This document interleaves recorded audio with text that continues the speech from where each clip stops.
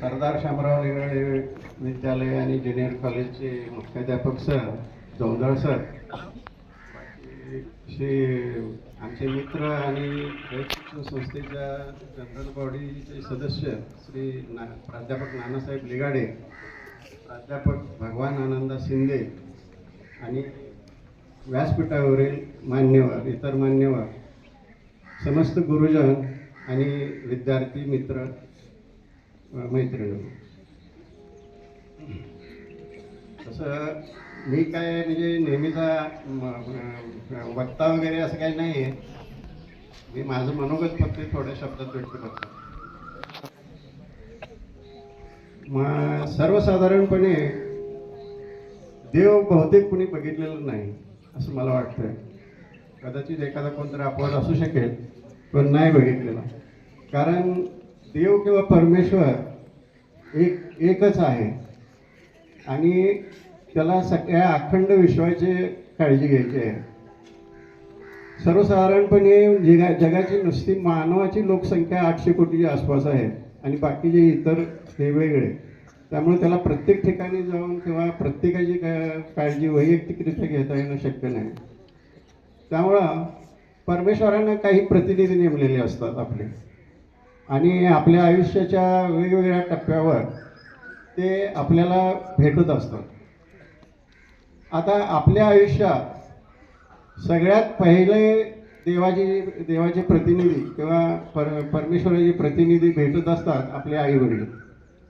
आपले आईवडील आपल्याला ह्या दुनियात दाखवण्याचं सगळ्यात महत्त्वाचं कार्य करतात आणि जोपर्यंत आपण आपल्या पायावर उभा राहत नाही किंवा स्वावलंबी होत नाही तोपर्यंत आपली सर्व प्रकारे काळजी घेतात. नुसतंच खाण्यापिण्याला घालून पालन पोषण असं नाही आहे, तर आपले मानसिक आधार किंवा आपल्यावर होणारे संस्कार ह्याची सुरुवात ही आपल्या घरातूनच होत असते. त्यामुळं परमेश्वराचे पहिले प्रतिनिधी आपले आईवडील आहेत हे आपण कायम लक्षात ठेवलं पाहिजे. त्याच्यानंतर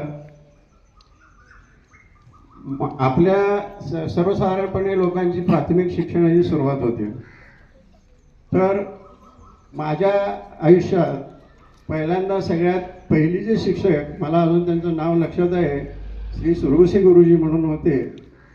आणि त्याच्यानंतर पहिली दुसरी असं हे होत हे तिसरी चौथी वगैरे एक सांगोल्याचे देशपांडे गुरुजी म्हणून होते, आमच्या गावचे केदार गुरुजी होते आणि 7वीला इथले अकोल्यातले D.N. शिंदे सर गुरुजी म्हणून होते.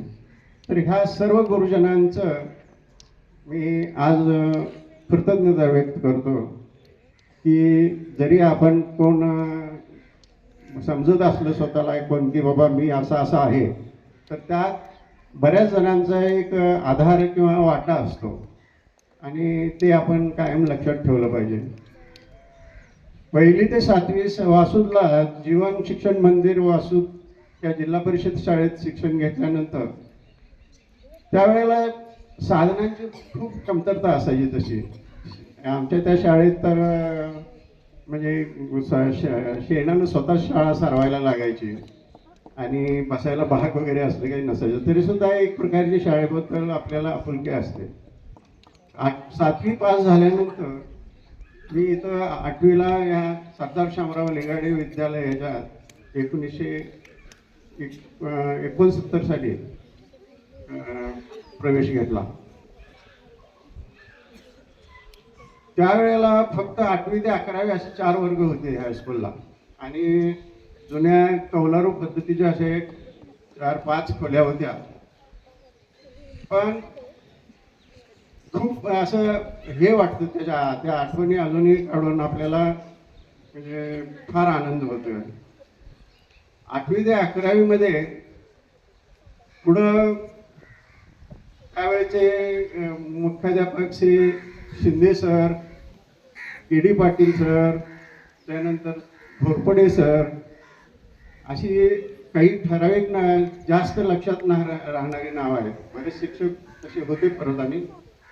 तर ह्या सर्वांनी आमच्यावर खरं म्हणजे प्रेम केलं त्यावेळेला आताच्या ह्याच्यात म्हणजे काय आहे मला माहिती नाही आहे, पण शिक्षक ज्या वेळेला मला अजूनही आठवतंय, श्री घोरपडे सरांची बदली झाली आणि त्यावेळेचा प्रसंग अजूनही आठवतो की प्रत्येक विद्यार्थ्याला असं वाटत होतं की आपल्या जवळचं कोणतरी लांब चाललेलं आहे. रेल्वे स्टेशनवर अक्षरशः सगळ्या विद्यार्थ्यांचं तिथं हे जमलं होतं त्यांना निरोप द्यायला. तर असं शाळेनं आम्हाला तसं खूप प्रेम दिलं. परिस्थिती वगैरे तशी नसायची काही ह्याची, तरी त्यावेळेला शिक्षक वगैरे समजून घ्यायचे सगळे आणि चांगल्या पद्धतीनं मॅट्रिक 11वी मॅट्रिक करून जवळजवळ 40 अंदाजी मुलं होती आमची आमच्या बॅचला 11वी, तर त्यातली 81% लोक विद्यार्थी पास झालेले होते तेव्हा. त्याच्यानंतर मॅट्रिक पास झाल्यानंतर मी रयत शिक्षण संस्थेच्याच राजर्षी छत्रपती शाहू महाविद्यालय कोल्हापूरला ॲडमिशन घेतलं. खरं म्हणजे हे हायस्कूल ॲग्रिकल्चर हायस्कूल आहे आणि ॲग्रिकल्चरचे तसे 2 विषय असायचे, सायन्स वगैरे गणित आवडायचं, पण परिस्थिती शक्य नसल्यामुळं मागणं सगळं काढा तिथली शेवटी ह्याला आर्ट्सला ॲडमिशन. मॅडम लोक बारवी काढा सगळे. छत्रपती शाहू मॅडमला महाविद्यालय सरला बाजूला सगळं सर कमवा आणि शिका अशी योजना होती. त्यामुळं कोल्हापूरमध्ये जरी इथून असलं, कोल्हापूर मोठं शहर असलं तरी आम्हाला तसं खर्चाची काही जास्त तोशीच पडली नाही. सर्वसाधारणपणे विद्यार्थ्यांना एक ठराविक तास काम करायचं, त्यावेळेला ते कॉलेजसुद्धा असं विकसित होण्याच्या स्वरूपात होतं, बांधकाम वगैरे चाललेलं असायचं. तर विशेष म्हणजे त्याच वर्षी त्या महाविद्यालयात पिढीला मुलं जरा जास्त झाली, त्यामुळे त्यांनी 2 डिव्हिजन केल्या. सगळ्या बाकीच्या वर्गाची एकच डिव्हिजन असायची आणि जे काही कमवा शिका योजनेत विद्यार्थी होते ते बी डिव्हिजनमध्ये त्यांना सगळ्यांना हे केलं आणि त्यांचं कॉलेज तेवढं दुपारी ठेवलं. बाकी सगळं कॉलेज सकाळी 7:30-7 वाजता भरायचं. तर मग विद्यार्थ्यांना काम करायला वेळ कुठला सोयीचा, दुपारी तर कॉलेज आहे. सकाळच्या कॉलेजच्या पिरियडमध्येच आमचं काम चाललेलं असायचं. पण असं काय आम्हाला काही वाटलं नाही बाबा की आम्ही काय कॉलेजचे विद्यार्थी आहोत आणि त्याच्या पुढं त्यांच्यासमोर काम करतोय असं. त्याच्यानंतर असं एक योग आला की शाहू महाविद्यालय हे इथं कॉलेजवर काम देण्याबरोबरच मोठमोठे उद्योगपती किंवा सामाजिक जाणीव असलेली काही व्यक्ती त्यांच्याकडं घरी किंवा ऑफिसमध्ये असे त्या मुलांना नोकरीला लावायचे आणि ते जे लोक असायचे ते महाविद्यालयाला ठराविक रक्कम द्यायचे दरवर्षी. मग ते विद्यार्थी काय करायचे, कॉलेज संपलं की 3 तासासाठी त्यांनी त्यांच्याकडे जायचं, घरी किंवा ऑफिस जसं काही असेल त्याप्रमाणे, आणि 3 तास त्यांच्याकडे जे काय असेल ते काम करायचं आणि परत हॉस्टेलवर राहायला यायचं असं होतं. तर त्यात एक कोल्हापूरचे सुप्रसिद्ध आर्किटेक्ट डिझाईन कोलॅबोरेटिव्ह म्हणून फर्म आहे कोल्हापूरमध्ये, त्याचे मालक श्री विजयसिंह श्रीपतराव शिंदे म्हणून आर्किटेक्ट होते. तर त्यांच्याकडे जागा रिकामी झाली आणि मला सरांनी तिकडं त्यांच्या घरी कामासाठी पाठवलं.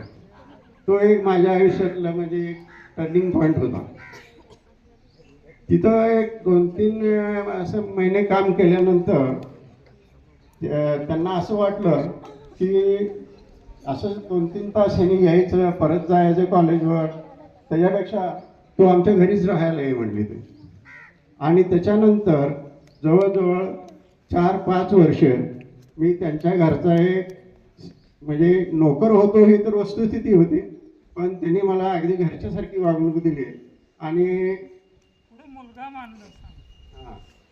तर त्यामुळं माझा राहण्याचा, जेवणाचा, कपड्यासकट कॉलेजचा सगळा खर्च त्यांनी केला आणि त्यामुळे मी खरं म्हणजे एवढं BA पर्यंत शिक्षण पूर्ण करू शकलो. ग्रॅज्युएट झाल्यानंतर तरी सुद्धा मी काही घरी आलो नाही, मी तिथंच राहिलो कोल्हापुरातच. आणि योगायोगानं त्या साहेबांच्याच लक्षात आली की न्यू ॲश्युरन्स कंपनीची एक कोडारीमध्ये जाहिरात आली होती. त्यावेळेला जनरल इन्शुरन्स एवढं काही जास्त प्रसार नव्हता त्याचा. त्याच्यानंतर त्यांनी आधी काय किरकोळ रिक्रुटमेंट व्हायचे, पण त्या वर्षी ऑल इंडिया लेवलवर परीक्षा घेऊन स्पर्धा परीक्षा घेऊन त्यांनी रिक्रुटमेंट केली. आणि ते न्यू इंडिया ॲश्युरन्सचं हे खरं म्हणजे नाव पण मला माहीत नव्हतं. त्यांनी सांगितलं ही एक नॅशनलाइज कंपनी आहे चांगली आणि तू अर्ज कर म्हणून. मधल्या वेळात मी टायपिंगचं हे सुरू केला होता क्लास. मग ते अर्ज ज्या वेळेला जाहिरात निघाली त्यावेळेला अजून BAचा रिझल्ट लागायचा होता. तर त्याच्या मुदतीच्या आत BAचा रिझल्ट लागला आणि मी स्वतः विद्यापीठात जाऊन सगळ्या कॉपीज वगैरे घेऊन अर्ज केला आणि परीक्षा देऊन माझी त्या कंपनीमध्ये निवड झाली. ॲक्च्युली मी असिस्टंट म्हणतात तिकडे द्यायला, पण ती क्लार्कची पोस्ट असते, त्यासाठी अर्ज केला होता. पण त्यांचं मला पत्र असं आलं की तुमच्याकडे टायपिंग क्वालिफिकेशन असतील तर आमच्या ऑफिसमध्ये येऊन भेटा म्हणून. आणि सुदैवानं मी मधल्या काळात टायपिंगच्या परीक्षा देऊन परीक्षा पास केलेल्या होत्या.